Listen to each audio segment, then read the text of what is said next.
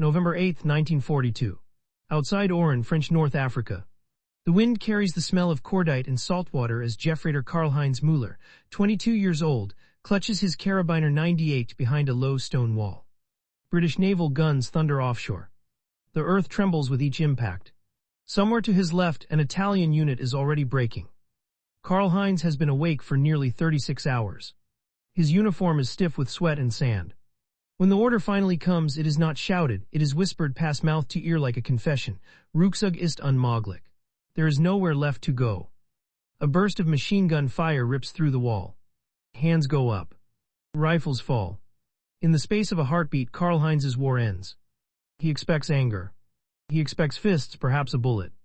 Instead, an American sergeant waves him forward, cigarette dangling from his lips, Thompson's submachine gun resting casually against his hip.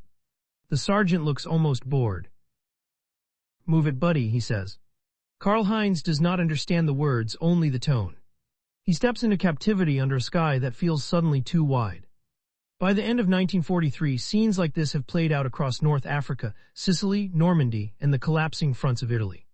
Tens of thousands of German soldiers, infantrymen, tank crewmen, Luftwaffe mechanics, are captured by Allied forces. Britain cannot hold them all. America can. And so begins a journey none of them could have imagined. The transport ship smells of oil, rust, and human bodies packed tight. Below deck, hammocks sway as the Atlantic heaves. Karl-Heinz shares space with men from Hamburg, Munich, Königsberg. Some curse Hitler under their breath. Others cling to faith in a Reich that no longer feels invincible. They expect camps in England. They expect hunger. They expect revenge. What they do not expect is America. When the Statue of Liberty slips into view through the fog of New York Harbor, a murmur spreads through the hold. Even the most loyal among them fall silent. It is not propaganda art. It is real. It is enormous. From New York, trains carry them inland, Pennsylvania, Texas, Oklahoma, Arizona, Nebraska. The landscape stretches endlessly. Farms roll past for hours without interruption. Grain silos rise like cathedrals. Cattle dot the fields in numbers Karl-Heinz has not seen since childhood. At Camp Shelby, Mississippi, the gates swing open without ceremony. Barbed wire watchtowers, wooden barracks, yes, it is a prison. But something feels wrong. The guards are well fed. Their boots are new. Trucks idle nearby, engines humming, fuel wasted without concern. At dinner, Karl-Heinz is handed a tray, meat, potatoes, bread, coffee. Real coffee. He eats slowly, suspicious. No one shouts. No one beats them. That night, lying on a cot beneath a ceiling fan, Karl-Heinz listens to the hum of electricity. It runs all night. No blackout. No air raid sirens. No ration cards. He stares into the dark and feels something unfamiliar twist in his chest, not relief. Disbelief. Over the next weeks, routine sets in. Roll call. Work details. Many POWs are sent to nearby farms to harvest cotton, corn, peanuts. American farmers greet them with wary politeness, sometimes curiosity. Sometimes with jokes they don't understand. Karl-Heinz works beside a farmer named Earl Thompson, a man with sunburned skin and a drawl as slow as the Mississippi heat. Earl's truck is loaded with tools, spare parts, crates of food. When something breaks, Earl fixes it or replaces it. No one counts nails. On Saturdays, under guard, selected POWs are taken into town. Not all at once, small groups carefully watched. The purpose officially is practical: supplies, medical visits, controlled exposure to civilian life. Unofficially, it becomes something else. Karl-Heinz's group stops in front of a brick building with wide glass windows. Bright signs. Electric lights blazing even in daylight. The guard gestures. You go in 5 minutes. The door opens. A bell rings. And Karl-Heinz freezes. Inside, the shelves stretch farther than he can see. Canned meat stacked in pyramids. Fresh apples gleaming under lights. Oranges by the crate. Bread white and soft piled high. Refrigerated cases hum quietly, filled with butter, milk, cheese. A woman pushes a cart overflowing with goods. A child complains about wanting candy. No one hushes him. No one tells him there isn't enough. Karl-Heinz's mouth goes dry. In Germany, his mother has not tasted fresh fruit in months. Meat is a rumor. Butter is memory. Cities burn. Trains arrive with the wounded and leave with nothing. And here, during wartime, this exists. Another POW whispers in German, barely audible, Das ist unmöglich. It is impossible. The guard clears his throat. The moment breaks. They are herded back outside, but the image does not leave. That night, Karl-Heinz borrows a pencil. He writes a letter home, careful with his words, knowing it will be read. They have everything, he writes. More than I believed existed. Somewhere, an American intelligence officer will underline that sentence in red. January 14, 1944. Camp Shelby, Mississippi. The letter is folded twice, then twice again. Jeffrader Karl-Heinz Müller hesitates before sliding it into the outgoing mail sack. He knows it will be opened. They all do. The Americans don't hide it. In fact, the guards joke about it openly. Write nice things, one says, tapping the canvas bag. Somebody's gotta read it. Karl-Heinz forces a smile, but his hands shake as he lets go. What he has written feels dangerous, not because it criticizes the Reich, but because it tells the truth. Across the United States, in camps scattered from Arizona's desert to Michigan's frozen plains, German prisoners are experiencing the same quiet shock. Officially, the Geneva Convention governs their treatment. Unofficially, something far more unsettling is happening. America is revealing itself. At Camp Hearn, Texas, Unteroffizier Wilhelm Becker, a veteran of Stalingrad, stands in line outside a general store under armed escort. Becker has seen men starve to death in cellars. He has traded gold teeth for soup. Nothing prepared him for this. The store smells of soap and sugar. A radio plays swing music, cheerful, loud, unapologetic. Becker stares at rows of toothpaste in different brands, different colors. He does not understand why there are so many versions of the same thing. He picks up a can, turns it over, reads the label slowly. Beef stew. Not ersatz. Not turnips. Beef. A clerk watches him, curious but not hostile. When Becker hesitates too long, the man speaks. You gonna buy that or you just sightseeing? Becker doesn't answer. He sets the can back down with care as if it might explode. Outside, another POW mutters, if our people could see this. No one finishes the sentence. American intelligence can see it though. Every letter. Every word weighed, translated, categorized. At Fort Hunt, Virginia, analysts from the Military Intelligence Service sit at long tables stacked with correspondence. Coffee steams beside them. One report after another notes the same pattern. Expressions of disbelief. Comparisons unfavorable to Germany. References to civilian abundance. One intercepted letter reads, "They live better in war than we did in peace." The officers exchange looks. No rebuttal is sent. No correction issued. The letters are allowed through. This is not an accident. Back in Mississippi, Karl-Heinz is assigned to a farm detail again. This time the work is lighter, repairing fences, stacking feed. At noon, Earl Thompson's wife brings lunch in metal tins. Fried chicken. Cornbread. Sweet iced tea. Karl-Heinz eats slowly, painfully aware that every bite feels like betrayal. You boys hungry back home? Earl asks, lighting a cigarette. Karl-Heinz hesitates. He thinks of Hamburg. Of his mother boiling cabbage leaves until there is nothing left. Yes, he says quietly. Very. Earl nods as if confirming something he already knew. He doesn't gloat. He doesn't apologize. He just exhales smoke into the warm air. That's a damn shame. The shock deepens when winter passes and spring arrives. POWs are allowed limited leisure, soccer matches, orchestras, even theater groups. Instruments are provided. Sheet music appears. Libraries open. At Camp Algona, Iowa, German engineers are stunned to find technical manuals available for public use in local libraries. Farm equipment manuals thicker than military field guides. Tractors more advanced than anything they've seen. One prisoner, a former BMW mechanic, runs his fingers along the pages and whispers, "They could build tanks forever." The realization is not shouted. It settles in like frost. Then come the supermarkets again. This time Karl-Heinz is ready, or so he thinks. The automatic doors part with a soft hiss. Cold air washes over him.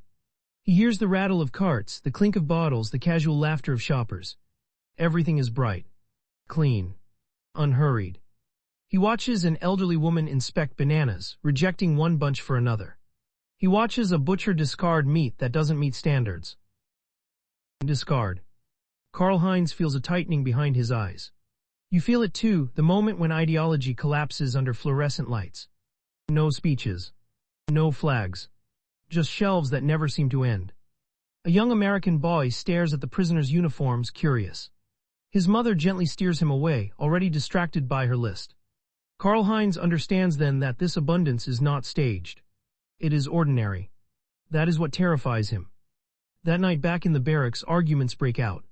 Some men call it propaganda. Others insist it must be temporary.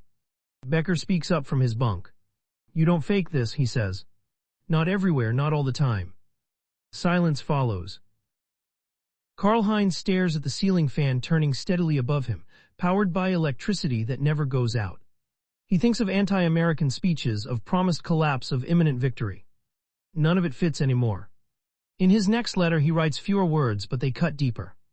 "If this is the enemy," he writes, "then we were lied to." June 3, 1944. Berlin. The room is quiet except for the scratching of a pen and the distant thump of anti-aircraft guns. Oberleutnant Ernst Schäfer, assigned to the Wehrmacht's postal censorship office, lifts another intercepted letter from the stack. The paper is thin, American. The handwriting careful, restrained. He reads. His jaw tightens. The pattern is unmistakable now. The men are no longer merely surprised. They are questioning everything. One letter from a POW in Texas reads, "They eat meat every day, even the dogs look well fed." Another from Arizona. "There is no sign of shortage, no bomb damage. The people complain about gasoline prices while driving everywhere." Schäfer marks the margins with a pencil. He has been instructed to suppress defeatism to protect morale. But there are too many letters. Thousands. Tens of thousands. You cannot burn them all. Back in the United States, the war continues at a different tempo. Factories roar day and night. Convoys roll east toward ports. On the home front, rationing exists, but it is nothing like Europe. Meatless Tuesdays are an inconvenience, not a crisis. At Camp Campbell, Kentucky, Lieutenant Hans Richter, captured in Tunisia, is assigned as a camp spokesman. Fluent in English, he hears things others miss. One afternoon, he watches American guards arguing over baseball statistics while leaning against crates of canned food destined for Europe. The argument grows heated. Someone laughs. Richter thinks of German guards arguing over how to stretch soup another. The contrast is obscene. The Americans know exactly what they are doing. At Office of War Information briefings, psychologists discuss something new, passive re-education. No lectures. No forced films. Just exposure. Let the prisoners see. Let them compare. A major taps a map dotted with POW camps. They go home eventually, he says. Let M carry the truth with them. At Camp Shelby, Karl-Heinz is promoted, not in rank but in trust. He is allowed to supervise work details. He receives extra reading material. English lessons. One evening, a guard named Private First Class James O'Connor sits on the barracks steps with him, sharing a cigarette. "You really thought we were starving?" O'Connor asks. Karl-Heinz nods. "Yes." O'Connor exhales smoke. "Funny, we thought you were 10 feet tall." They sit in silence, two young men born an ocean apart, both lied to in different ways. June 6, 1944. The news spreads through the camp before noon. Normandy. Invasion. The guards are tense but smiling. Radios crackle with updates. Some German POWs cheer quietly. Others stare at the ground. Karl-Heinz feels a hollow certainty settle in his chest. If this country can feed itself like this, build like this, move like this, then the war is already decided. No one says it out loud. Letters home change again. Now they are careful. Coded in emotion rather than detail. We are treated well. Do not worry about me. America is different. Censors in Berlin notice the shift. The words are fewer but heavier. Rumors spread faster than bombs. Soldiers on leave talk. Civilians whisper. If the enemy lives like kings during war, what does that mean for victory? By late 1944, Allied bombers darken German skies daily. Cities burn. Refugees clog roads. Food rations shrink again. Somewhere in the ruins, a mother reads her son's letter from America. She reads it twice. Then a third time. She does not show it to anyone. In Mississippi, Karl-Heinz stands near the camp fence one evening, watching the sun dip below the trees. A freight train roars past in the distance, loaded with goods. He realizes that the shock he felt in that supermarket was not just about food. It was about scale. About a nation so large, so productive, that war barely dents its surface. And for the first time since his capture, he feels something more dangerous than fear. He feels clarity. February 12, 1945. Camp Algona, Iowa. Snow crunches under boots as Jeffreiter Karl-Heinz Müller steps out for morning roll call. The cold bites harder than anything he knew in Germany, sharper than the damp winters of Hamburg. Yet even here in the frozen American Midwest, the camp is alive with motion. Trucks arrive on schedule. Coal is unloaded. The barracks are warm. Warm. Karl-Heinz pulls his coat tighter and looks at the guard towers. The sentries stamp their feet, joking breath fogging the air. None of them look hungry. Inside the mess hall, breakfast is already waiting. Powdered eggs, bread, margarine, coffee. Not luxurious, but sufficient. Always sufficient. He realizes something then. The shock is no longer new. The disbelief has hardened into something else. Acceptance. The war in Europe is collapsing by the week. News filters through despite censorship. The Americans do not hide their newspapers. Headlines are visible from a distance. Allies cross the Rhine. Berlin bombed again. Some POWs stop reading altogether. Others read obsessively, as if staring long enough might change the words. At Camp Algona, a group of prisoners gathers around a bulletin board where a map of Europe has been updated with colored pins. Each red pin marks an Allied advance. The pins are everywhere now. A former Luftwaffe sergeant laughs bitterly. They'll need a new board. No one argues. The most unsettling moments come during work details in town. Karl-Heinz and 3 others are sent to repair fences near a grain elevator. The structure looms overhead, concrete and steel, towering above the flat Iowa fields. A conveyor belt hums continuously, pouring wheat into storage. An American supervisor notices Karl-Heinz staring. Feeds half the state, he says casually. Rail line runs straight east. Half the state.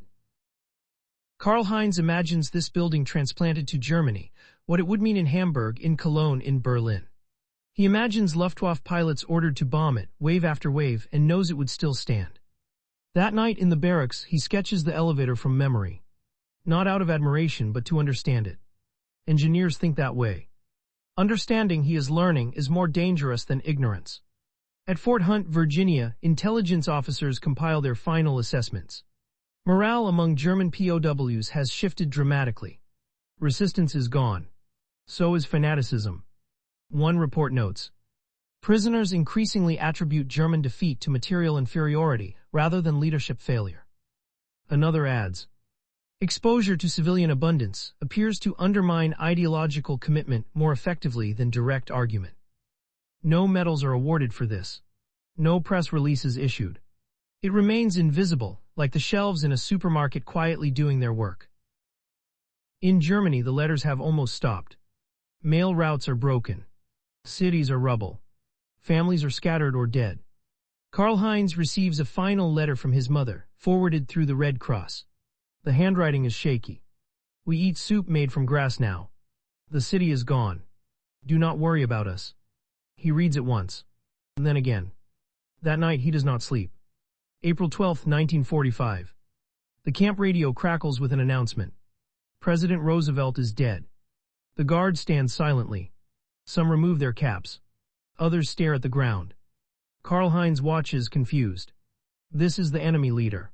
He expects celebration. None comes. Instead, the mood is heavy. Respectful. A guard mutters, "Hell of a man." Karl-Heinz feels the last pillar of certainty crumble. In Germany, leaders are distant, mythic, untouchable. Here, even the president is mortal and mourned. Weeks later, the news everyone has been waiting for arrives without ceremony. Germany has surrendered. No cheers. No songs. Just quiet. Some POWs sit down where they stand. Others stare at the sky. A few weep not for Hitler, not for the Reich, but for the years lost chasing a lie. Karl-Heinz walks back to the barracks alone. He thinks of the supermarket aisles, the grain elevators, the endless trains. He understands now that the war was never only fought with tanks and bombs. It was fought with factories, with farms, with logistics so vast they erase scarcity itself. And Germany never stood a chance. September 3, 1945. Camp Shelby, Mississippi. The war is over, but the camp does not empty overnight. Jeffreiter Karl-Heinz Müller stands in line with a canvas duffel at his feet, listening as an American lieutenant reads names from a clipboard. Repatriation is slow, ships must be freed, Europe stabilized, rail lines rebuilt. For weeks the POWs exist in a strange limbo, no longer enemies, not yet civilians. Around them America hums on unchanged. Newspapers announce labor strikes, baseball pennant races, the price of automobiles. Trucks continue to arrive with food. Stores remain full. The shelves that once shocked Karl-Heinz now barely register, except when he remembers that across the ocean entire cities are ruins. One final town visit is authorized before departure. No guards with rifles this time, only sidearms relaxed. The bell above the store door rings again, just as it did 2 years earlier. Karl-Heinz walks the aisles slowly. He notices things he missed before, packaging designed to attract buyers, not ration them. Seasonal displays. Waste bins filled with unsold produce. He understands now that abundance here is not a wartime performance. It is the baseline. At the checkout, a young clerk chats about her brother returning from the Pacific. She smiles when she speaks his name. Karl-Heinz thinks of how Germans speak names now, carefully, softly if it. Outside, he looks back once at the storefront. He does not feel envy anymore. He feels something heavier. Responsibility. October 18, 1945. Bremerhaven, Germany. The ship docks under gray sky. Smoke hangs over the harbor like a wound that never closed. Cranes stand twisted. Warehouses are hollow shells. The smell is ash, damp wood, and rot. Karl-Heinz steps onto German soil and nearly stumbles. The contrast is physical. Immediate. People line the dock, thin, hollow-eyed, wrapped in mismatched clothing. Children stare at the returning men as if they are strangers from another world. In a way they are. On the train south, Karl-Heinz passes through towns that barely exist. Churches without roofs. Factories without walls. Fields worked by hand because there is no fuel for machines. At each stop, people ask the same question in hushed tones. America, is it true? He answers carefully. He does not exaggerate. He does not soften it either. Yes, he says. It is true. In Hamburg, his mother does not recognize him at first. She is smaller than he remembers, her hands permanently red from cold and labor. Their reunion is wordless. There is no strength left for tears. That night, over a thin soup, she finally asks, how could we lose so badly? Karl-Heinz thinks of the supermarket, of the grain elevators, of the endless trains. We were fighting a country, he says slowly, that never learned what shortage meant. She nods as if this confirms what she already knew. Across Germany, former POWs tell similar stories. In factories, in cafes, in refugee camps. Some are not believed. Others are accused of exaggeration, even betrayal. But the stories persist. American towns untouched by war. Stores full during bombing raids. Civilians arguing over brands instead of survival. The myth of inevitable victory dies not with a proclamation, but with these quiet accounts. Years later, Allied occupation officials will note a curious phenomenon. Former POWs are among the least resistant to re-education. Many support democratic reforms. Many become engineers, technicians, rebuilders. They have seen the alternative, not as propaganda but as lived reality. Karl-Heinz never returns to America. But sometimes, decades later, he will pause in front of a rebuilt German shop window, watching customers choose between goods once unimaginable. He remembers the first time he heard a bell ring over a door in Mississippi. He remembers how disbelief felt. And he understands now that the most powerful weapon America wielded against him was not a bomb or a gun. It was a fully stocked shelf, quietly, relentlessly telling the truth. May 5, 1952. Hamburg, West Germany. The shop window is small, newly rebuilt, its glass still imperfect, tiny waves frozen in the pane. Karl-Heinz Müller, now 31, pauses on his walk home from work. Inside, tins of food are stacked neatly. Coffee. Sugar. Imported fruit. Not abundance, not yet, but enough. A woman argues with the shopkeeper over price. Karl-Heinz almost smiles. 7 years have passed since his return. Germany has changed again, this time without bombs. American aid arrives in crates stamped Marshall Plan. Machinery hums back to life. Trains run on time. Factories rebuild with unfamiliar efficiency. Karl-Heinz works as a civil engineer now. He understands steel, load limits, logistics. He understands, perhaps better than most, why the war ended the way it did. Because he has seen scale. In quiet moments, memories surface uninvited. the hum of refrigeration units in Mississippi, the sound of an automatic door opening, the casual way Americans wasted what Germans once killed. He remembers fellow POWs arguing late into the night, some furious, some ashamed, some relieved. One sentence returns more than any other, spoken by Unteroffizier Becker in the barracks after news of the surrender. "We didn't lose to soldiers, we lost to a system." At the time, Karl-Heinz had not fully understood. Now he does. In 1955, a former American guard visits Hamburg as part of an occupation liaison team. James O'Connor, older, heavier, but unmistakable. They recognize each other instantly. Over beer in a rebuilt tavern, O'Connor asks the question he has carried for years. "Did it change anything, seeing how we lived?" Karl-Heinz answers without hesitation. "Yes," he says. "It changed everything." He explains how belief dies when confronted by reality. How slogans cannot survive supermarkets. How ideology collapses under fluorescent light. O'Connor listens silent. "Funny," he says finally. "We never planned it that way." Karl-Heinz nods. That's why it worked. Historians will later note that German POWs in the United States returned home fundamentally altered. Not softened by kindness alone, but shaken by contradiction. They had been told America was decadent, weak, collapsing. Instead, they found a society so productive it could afford mercy. So wealthy it could win a global war without total sacrifice at home. The shock was not loud. It was permanent. Karl-Heinz walks home as evening settles over Hamburg. Streetlights flicker on, steady, reliable. In a nearby apartment, a radio plays American jazz. He thinks of young soldiers today, anywhere in the world, convinced they understand their enemy.